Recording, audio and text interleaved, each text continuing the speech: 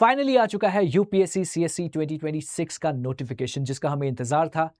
बहुत सारी चेंजेस है इस नोटिफिकेशन में, लेकिन there is something very unique here, and ये जो है बहुत इंपॉर्टेंट है आपके लिए, बिकॉज हम देखते रहते हैं जो ऐसे एस्पिरेंट्स हैं जो बार बार एग्जाम क्लियर कर रहे हैं, सर्विस इंप्रूवमेंट के लिए एग्जाम देते रहते हैं, राइट?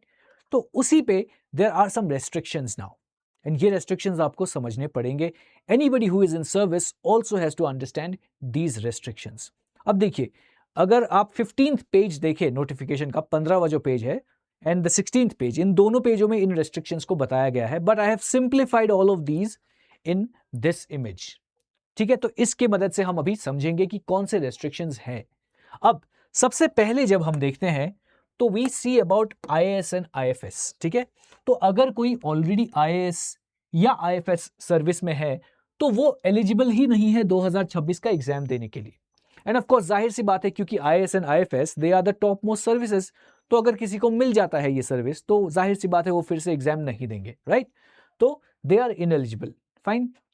सो ये अप्लाई ही नहीं कर सकते हैं अगर इन सर्विसेज में है। अगर इनको मन किया कि they want to apply for the exam, किसी को अगर मन है कि आईएएस से मुझे आईआरएस पे आना है या आईपीएस में आना है, तो इनको रिजाइन करना पड़ेगा अपने सर्विस से, फाइन।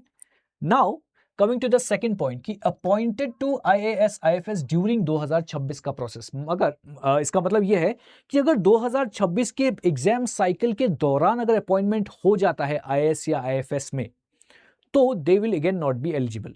देखिए, अगर उनको अपॉइंटमेंट मिलती है आफ्टर प्रीलिम्स, सपोज प्रीलिम्स का एग्जाम 2026 में उन्होंने दे दिया, ठीक है, इसके बाद उनको अपॉइंटमेंट आता है 2025 के एग्जाम के तहत कि आईएएस या आईएफएस बन सकते हैं, so they will immediately be disqualified for 2026, क्योंकि आईएएस या आईएफएस मिल चुका है।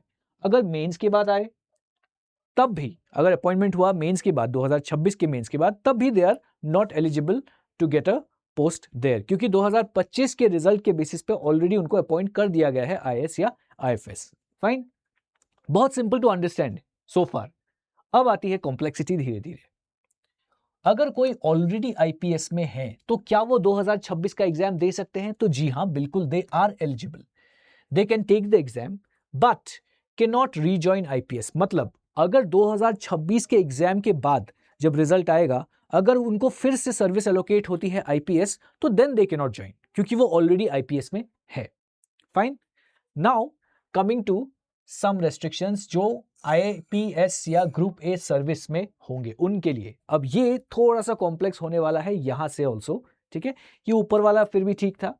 Now this is going to get more and more complex. देखिए, अगर आईपीएस या कोई भी ग्रुप ए सर्विस मिल जाता है वाया सीएससी 2026, मतलब ये जो एग्जाम होने वाला है, तो वो 2027 के लिए तो एलिजिबल है, ठीक है, मतलब 2027 में फिर से एग्जाम दे सकते हैं, लेकिन देयर इज अ कंडीशन, उनको वन टाइम एग्जेम्पशन लेना होगा ट्रेनिंग से, मतलब फाउंडेशन कोर्स ज्वाइन कर सकते हैं वो, ठीक है, पर उसके बाद जो डिपार्टमेंट्स अपने ट्रेनिंग्स कराएगी, इसमें से इनको एग्जेम्पशन लेना पड़ेगा, one time exemption from the concerned authorities.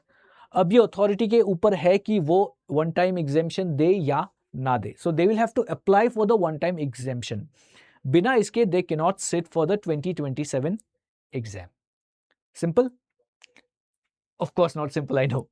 फिर उसके बाद if you see allocated via CSC 2025 या अर्लियर, अगर आईपीएस या कोई ग्रुप ए सर्विस मिला है 2025 या उससे पहले, तो लिमिटेड एलिजिबिलिटी है इसमें। What is limited eligibility? Now listen, देखिए, वन टाइम चांस मिलेगा इधर 2026 वाला ये जो एग्जाम होने वाला है या 2027 वाले एग्जाम में, विदाउट रिजाइनिंग, ठीक है, मतलब बिना रिजाइन किए 2026 के एग्जाम या 2027 के एग्जाम में वो बैठ सकते हैं, अगर आईपीएस या ग्रुप ए सर्विस है तो। अब देखिए, कुछ वन टाइम अटेम्प्ट के लिए क्रिटिकल रूल्स भी है, समझिए इसमें। ट्रेनिंग एग्जाम्शन, ये कहां से आता है? This is actually related to this, ये जो एलोकेटेड टू आईपीएस और ग्रुप ए वाया सीएससी 2026 है, उससे रिलेटेड है। यहां पे इफ यू रिमेंबर, मैंने बोला वन टाइम एग्जाम्शन लेना पड़ेगा ट्रेनिंग से, है ना? तो यहां पे सपोज इनको 2026 में एक सर्विस एलोकेट हो गई है, 2027 का वो एग्जाम देना चाहते हैं, पर ट्रेनिंग से एग्जेम्पशन नहीं लेते हैं एंड सर्विस भी ज्वाइन नहीं करते। अंडरस्टैंड दिस, ट्रेनिंग से एग्जेम्पशन नहीं लेते हैं, सर्विस भी ज्वाइन नहीं करते हैं, दोनों। If they do both of these तो उनका जो सीट है वो ऑटोमेटिकली कैंसिल आउट हो जाएगा 2026 में। मतलब जो रिजल्ट के बेसिस पे इनको मिला है रैंक, ठीक है, फिर उनको एक सर्विस मिलेगी, तो ये सब कुछ कैंसिल हो जाएगा अगर सर्विस ज्वाइन नहीं करते हैं एंड ट्रेनिंग एग्जेम्पशन के लिए भी अप्लाई नहीं करते हैं तो। Got it? देन बेसिक बात यह है कि चूज वन रूल, मतलब 2027 में इधर 2026 का जो रिजल्ट है उस बेसिस पे जो भी मिला है उसको चूज कर लीजिए, या 2027 में अगर आपको कुछ एलोकेट होता है तो उसको चूज कर लीजिए। ठीक है, दिस इज फॉर आईपीएस और ग्रुप ए सर्विस। ठीक है, मतलब ये, ठीक है, इनके लिए है ये, not for everybody else. Very clear here. ये है ट्रेनिंग एग्जामिशन या जॉब ज्वाइन करना है, सर्विस ज्वाइन करना है। दूसरा वाला है कि ये 2026 या 2027 में से कोई भी एक ज्वाइन कर लीजिए। ठीक है, that you will have to do. Now coming to the 2028 वाला वॉल जो है इनके लिए, that is allocated via CSE 2025 या अर्लियर। इनसे पहले अगर किसी ने क्लियर किया है या 2025 में क्लियर किया है, पीपल जिनको आईपीएस या ग्रुप ए सर्विस मिला है, तो इनके लिए क्या है कि 2028 का एक वॉल है। मतलब यहां पे if you see one time chance in either 2026 या 2027 विदाउट रिजाइनिंग, ये मैंने बोल दिया। ठीक है, सो इनके लिए क्या है कि नो सीएसई 2028 और बियॉन्ड, क्योंकि 2026 या 2027 में आप बिना रिजाइन किए एग्जाम लिख सकते हैं। फाइन, अगर आपको उसके बाद लिखना है दैट इज 2028 या बियॉन्ड दैट, तो उसके लिए आपको सर्विस से रिजाइन करना पड़ेगा, तभी आप दे सकेंगे। Got it? अंडरस्टूड? थोड़ा सा कॉम्प्लेक्स है ये सब समझने के लिए, बट ये इसलिए जरूरी है because we see the same people writing the exam again and again and again. तो क्या होता है कि नए कैंडिडेट्स थोड़ा इससे डीमोटिवेट होते हैं, तो that is why UPSC has done something of this sort. But remember one thing कि ये जो सीनियरिटी है ये लेकिन इट विल बी प्रिजर्व्ड। मतलब जैसे 2026 में ज्वाइन कर लिया लेकिन ट्रेनिंग से एग्जामिशन ले लिया, तो इसका मतलब यह है कि आपकी जो सीनियरिटी होगी it will be based on 2026। जैसे यहाँ पे 2026-27 के लिए दे हैव गिवन कि वन टाइम बिना रिजाइन के आप दे सकते हैं।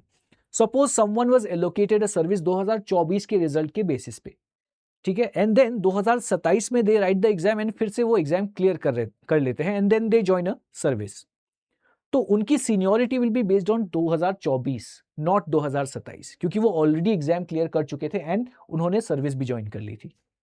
Understood this?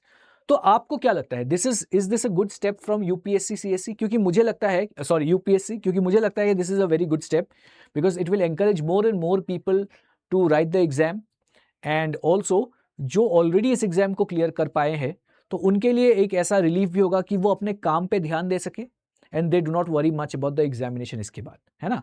So that is why I think this is a welcome step, but let me know in the comments कि आपको क्या लगता है। Do you think this is a good step and is there some problem here?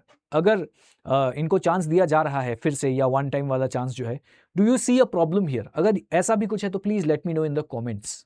Okay, तो आज के लिए इतना ही। I will see you in the next video. Thank you so much.